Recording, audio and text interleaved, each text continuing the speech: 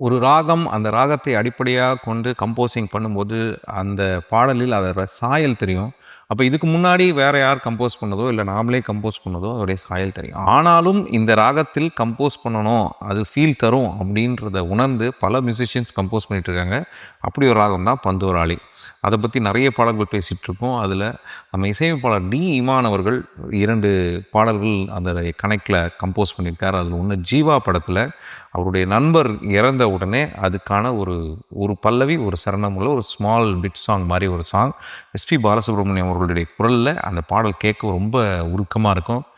எங்கே போனாய் என்னை நீங்கி போனாய் அப்படிங்கிற அந்த பாடல், அது அப்படியே நம்மள வந்து அப்படியே உருக்கும். அப்படி ஒரு உணர்வை தரக்கூடிய பாடல் வரும்போது இந்த ராகத்தை பயன்படுத்தணும்னு டி. இமான் அவர்கள் பயன்படுத்தினார். அதே போல டெடி அப்படிங்கிற அந்த படத்துல அந்த கிளைமேக்ஸ் நெருங்கும்போது அவங்க உயிர் பிழைத்து வருவாங்க.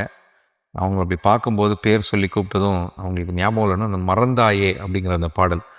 மறந்தாயே மறந்தாயே பெண்ணே என்னை ஏன் மறந்தாய்.